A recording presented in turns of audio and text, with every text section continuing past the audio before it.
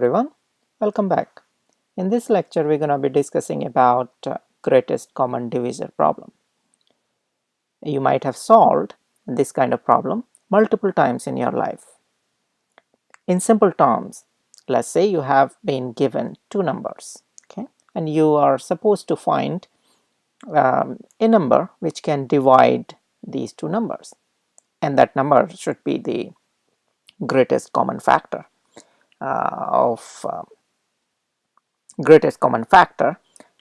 which can divide these two numbers, or greatest common divisor. Intuitively, what you can think of that 10 multiplied by 3 is 30, and you can also think of that 7 multiplied by 3 is 21. So as you can see here that the 3, okay, this number 3 divides both of these two numbers, okay. However, its greatest factor is 10 and its greatest factor is 7, but 7 doesn't divide 30 and 10 doesn't divide 21. So the greatest common factor is 3, okay, which divides both of these two numbers. So we say GCD is 3. Now, how this problem can be solved by computer?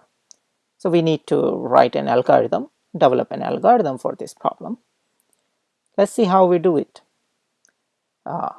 There is a very simple method, Euclid's method or Euclid's algorithm for finding GCD. Very simple, as you can see here, just 4 lines. Okay, so this algorithm, Euclid's algorithm, takes two numbers, and if the number b is 0, then just simply return a, or otherwise recursively call b and then a mod b. Okay, I'm assuming that you guys are familiar with the mod operation. Okay, so let's take an example. So let's say Euclid algorithm is called for these two numbers, 30 and 21. Okay, so the next pass of the algorithm, or next pass of the recursive call, because 21 is not 0, the algorithm will call Euclid b. Okay, algorithm will call b, which is 21, and then a mod b. So b would be 21, and what would be the a mod b? Okay, so I assume that you are familiar, but those who are not familiar, so think about you're dividing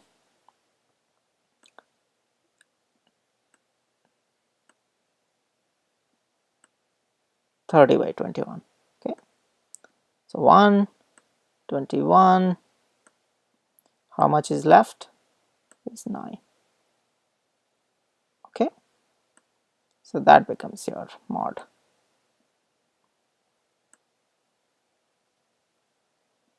All right, now next pass of this recursive call would be 9, which becomes your b. Okay, and then 3, same way. Now we have here 21 and 9. So 9 times 2 is 18. Okay, and remainder is 3. Okay, remainder is 3. So 3 goes to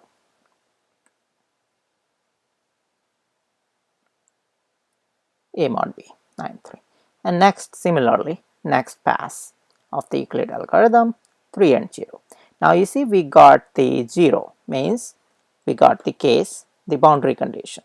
Now the algorithm will simply return 3, which is the GCD of this problem. Very simple. Now if we want to talk about how much time this simple algorithm gonna take, well, it's very simple.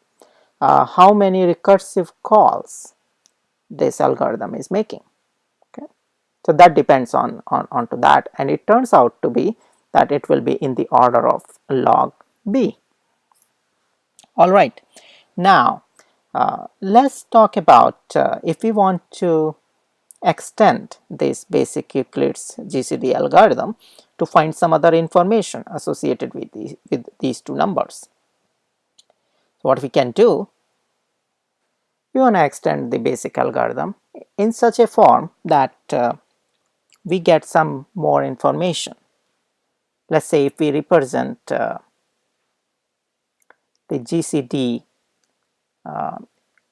for these two numbers a and b is equal to ax plus by, and we want to find coefficient x and y, integer coefficients. So how can we extend the basic Euclid's algorithm?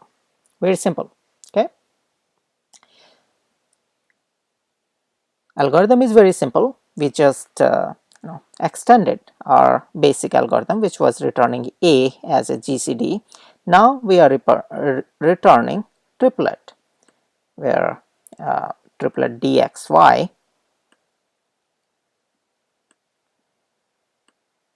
x and y are the integer coefficients, and d is the GCD. Okay, so when we have boundary case, we return a, 1 and 0. Okay, and when we don't have the boundary case, then we simply do a recursive call.